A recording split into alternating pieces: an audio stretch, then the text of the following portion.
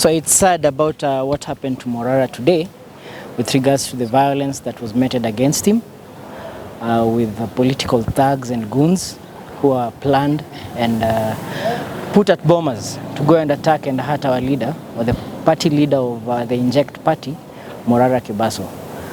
He was admitted in hospital. I saw him in hospital. He was badly and severely injured.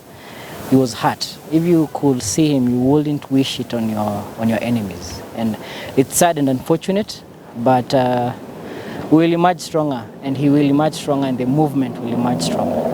Other than that, I rushed to court because there was a ruling that was coming up today for Morara at 2 p.m. where the magistrate saw the charges that were preferred by the DPP, to which cyber harassment, were defective. So as we speak right now, Morara has been discharged. He has been let free. The bail has been returned to him, and the court has ordered that the bail be returned to him, and he is a free man. He is a free citizen. The hogwash charges that were preferred against him by the DPP in cahoot with the police officers, they have been quashed, and I'm happy to tell all Kenyans that Morara has been let free, and he's okay. He's okay. He's doing well, and we wish him a quick recovery. And you say that he's badly injured. Perhaps what part of his body?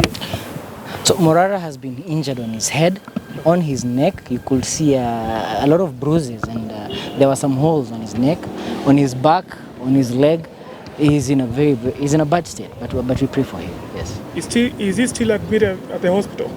I think he's been. I'm not sure. I'm just from court. I left him at the hospital, so I'm not sure if he's out. So I'll have to confirm that.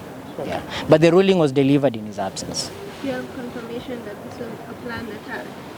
I mean, Morara went to Bomet, went to Kericho, Ruto's home ground. He has never been attacked. He was in Nyanza. He has never been attacked in all those rallies that he's gone to. And my friends here, Kioti Sonko, who've been attending his launch tours, can affirm to that. Then the one day he has gone to Bomas is the day that he was attacked. Clearly, the public participation exercise was a meeting of goons of ODM together with UDA, certain UDA thugs. But what I can say for a fact, those were planned goons, and it was a planned attack, because it's never happened before, because his meetings have been impromptu, so they could not plan on an impromptu meeting. He'll just take his car, park somewhere, start addressing people. They can't preempt that. But when he went to Bomas, people started throwing chairs, and not people, specific people, and you could see the leader, the member of parliament, TJ Kajwang, cheering on the beating of Morara. So clearly those were ODM thugs and even UDA thugs who were planned or planted there to attack and beat up Morara. He was denied access. Other than being denied access, when he got in, he was denied the microphone. He is a Kenyan citizen. He's entitled to air his views like any other Kenyan citizen. So whatever happened to him was clearly masterminded, and it was planned. And according to the charges that he was given during the court case, yes, the cyber harassment charges were linked to a certain wealthy man out there. Perhaps when you lipitia hizo documents, now what you found out there, do you feel maybe it was true, whatever that man was behind the charges, or rather the court case?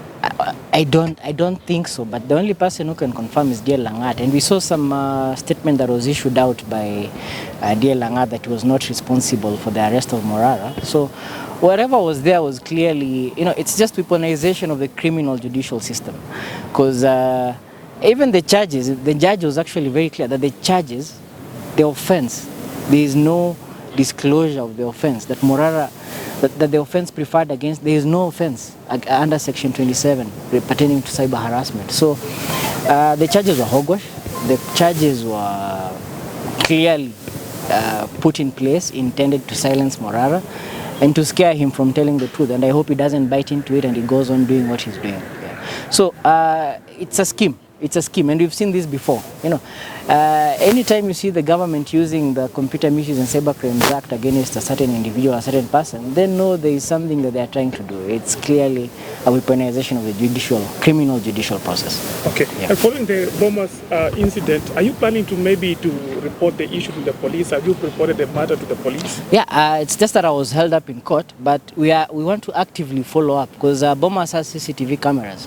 Clearly, you could see the faces of some of those people who are throwing chairs, and Morara will be following up on that. We will be following up on that. Even the MC was shouting that piga piga. That's actually incitement to violence. That is incitement. How is he MP. sitting as a member of parliament? The MP himself. So we have to follow it up, and not even Morara. I mean, you see this DCI who was busy, these guys who are busy running and kidnapping people. They should pick it up. They should arrest them. It's a crime against a citizen of the country. There is video evidence. There are CCTV camera footages. So I presume that right now they are busy, but they're busy looking into who was throwing the chairs, who was instigating the violence, and we hope that those criminals will be brought to book, starting with that MP, Member of Parliament, TJ Kajwang. Yes. One, but you don't have to answer if you don't feel like. Do you have a comment on Kasmuel Makoure's act today of supporting the government on impeachment of Rigathi Gachagua? I prefer not to answer that. I think I can answer that question. At the beginning, before we came for the exercise, the public participation, we were saying we want both Ruto and Gachagua because they were a single ticket in 2022 election, and so they were all to go home.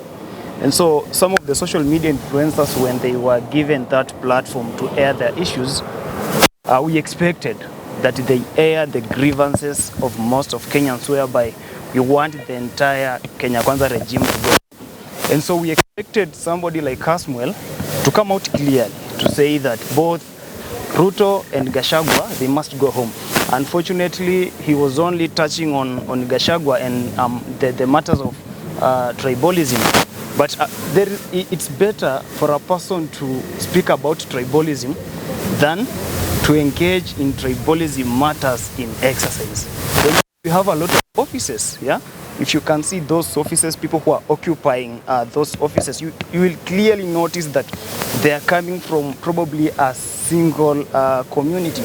And so it's better a person who says that it's better a person who says tribalism than a person who exercises it. And so we wish that Kasmuel and any other social media influencer who could get that chance to say that both Ruto and Gachagua must go. And right now, if you head over to Twitter, there is an eruption in regards to what Kasmuel did. Many people are calling him a sellout, a government sellout. Do you feel so? Is it true? At times you look at someone's ways, the way he's moving, where he's coming from and where he's heading to. When we were going to the streets, we had these members of parliament, the likes of Osoro. Osoro was one of the members of parliament who were against this movement, yeah? Yes. And so at some point, personally, I saw my good friend Kasmuel, because he's a very good friend. He was having a chit chat with Osoro, and so we had so many issues over that, because how can you go speak to a person who is your inferior, and then you expect to probably to condemn him? And so when we saw such issues where Kasmuel was probably on the side of the members of parliament, we felt like whatever we were thinking in the past is exactly what we know. And so we really condemn that, and we wish that there is no any single person, any young person who was on the street that faced the tear gas to align with the members of parliament who are there to ensure that we are still suffering. Thank you. Okay. And to add, Kasmuel is a sellout. Today in the morning, in his X account, he posted that we are going to propose the impeachment of both the president and the deputy president.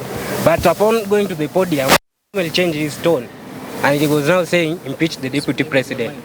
That one is a double speak, si ndio? Sio ndio kitu tunakataa na Ruto. Anasema kitu kingine leo, kesho anasema kitu kingine. Kasmuel ni kama Ruto, asimami kitu moja. Na kitu kingine pia, tuna condemn in the strongest term possible hiyo maneno ya kitu imefanyikia Morara, na tunaambia huyo MP TJ Kajwang, your time is over. time yako imeisha kama MP hapa Nairobi. And youths are rising and we will occupy that seat you are occupying. Unatumia unemployed youths kupiga a fellow youth. That one we condemn in the strongest term possible. Asanteni.